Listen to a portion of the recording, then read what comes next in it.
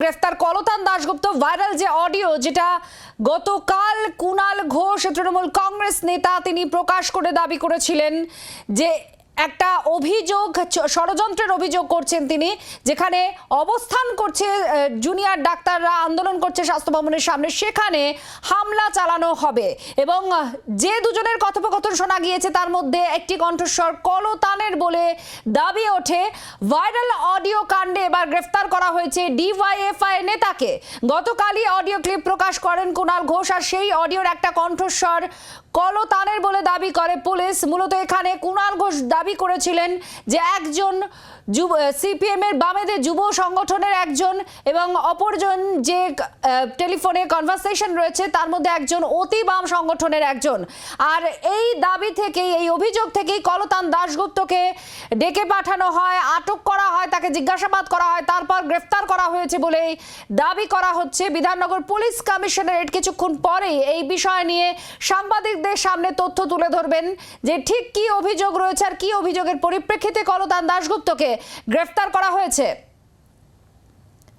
Viral audio কাণ্ডে এবার গ্রেফতার করা হয়েছে কলতান দাশগুপ্তকে। ভাইরাল অডিও কাণ্ডে গ্রেফতার ডিওয়াইএফআই নেতা কলতান দাশগুপ্ত।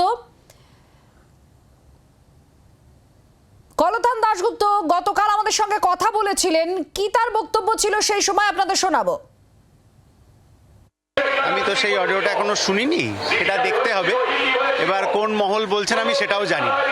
কথাটা হচ্ছে যে এই নির্যাতিতার বিচারটাই আমাদের এই এতদিনকার লড়াই আন্দোলনের মূল দাবি। কোনো এরকম অডিও ইত্যাদি যা আপনি বলছেন, প্রচুর মানুষ আমাদেরকে ফোন করেন, আমাদেরও প্রচুর মানুষের সাথে কথা বলে উত্তর দিতে হয়, ফলে সব মানুষের সাথে কি কথা হয়েছে সেটা তো আর আমার এরকম মনে থাকে না। এগুলো একেবারেই সাজানো ব্যাপার। এই ধরনের কোনো ইনস্ট্রাকশন আমার দেওয়ার কোনো রকম মানসিকতা নেই। কারা আন্দোলন করছেন আর কারা আন্দোলন ভাঙছেন এটা গোটা পশ্চিমবাংলার মানুষ জানে। কলতান দাশগুপ্তের গতকালের বক্তব্য আপনারা শুনছিলেন এবং সেখানে তিনি বলছেন যে তারও অভিযোগ রয়েছে, তবে তিনি এই বিষয়ে স্পষ্ট করে কিছু জানেন না, কিন্তু তার বিরুদ্ধেই অভিযোগ যে টেলিফোনের একজনের যে দুজনের যে কনভারসেশন হয়েছে, কথোপকথন হয়েছে, তার মধ্যে একজন এই কলতান দাশগুপ্ত। এবার আপনাদের শোনাবো সেই অডিও সম্পর্কে, যে অডিওটি কুণাল ঘোষ প্রকাশ্যে আনেন এবং অভিযোগ করেন হামলা করার চক্রান্ত করা হচ্ছে আন্দোলনকারীদের অবস্থানে।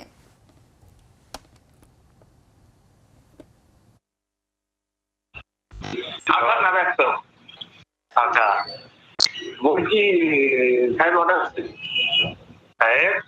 অর্ডার করেছে। হ্যাঁ, চকলেট। হ্যাঁ, ওরাবার জন্য অর্ডার করেছে, কিন্তু এটা তো লাইনের নাই। সবাই হ্যাঁ সবাই প্রশ্ন করছে তারা কিছু একটা ভেবেই তো বলেছে। অঙ্ক কিছু মিলছে না আমার। বলছি আমি এত বছর এই কাজ করেছি, আমার কোনদিন ভয় ডর লাগছে, কিন্তু এখন এটা বিবেক করাটা ঠিক হবে? এটা তো লোকের জীবন বাঁচে। ফিনিশ করতে বলেনি। হ্যাঁ, তোকে তো ফাইট টু ফিনিশ করতে বলেনি। ছেলেরা মদ খেয়ে যায়, ঠিক আছে, মাছ খেয়ে যদি কোনো একটা বেখাত কিছু হয়ে যায়, সেটাও তো চিন্তার বিষয়। না, সেটা ওকে বল যে আমার এরকম মনে হচ্ছে, কি করবো। বাপ্পাদাকে পার্সোনালি জিজ্ঞাসা করেছিলাম। হ্যাঁ, বাপ্পাদা বলছে জানোয়ার হয়ে যায়নি এখন, ব্যাপার আছে। দাদু বলছি এই যে নবান্ন মিটিং হয়নি, ঠিক আছে, তাতে ফেরত চলে আসছে থাকলে। হ্যাঁ হ্যাঁ, ভাবলে শাসক মাঠটা মেরেছে। কি বললো কথাটা কিছু বুঝলে? হ্যাঁ, আমি বুঝে গেছি।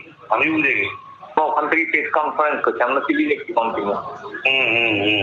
কি করবো, মাথা ফাটার মাথা ঠিক হবে? খানিকটা যদি কিছু করা যায়, খানিকটা হলেও ওই ব্যাপারটা থাকবে যে ওরাই এটা করাবে। দেখছি আরেকবার দেখা হলো, নকশার কাছে যাচ্ছি আমি। বাংলার আওয়াজ, বাঙালির আবেগ, জি 24 ঘন্টা।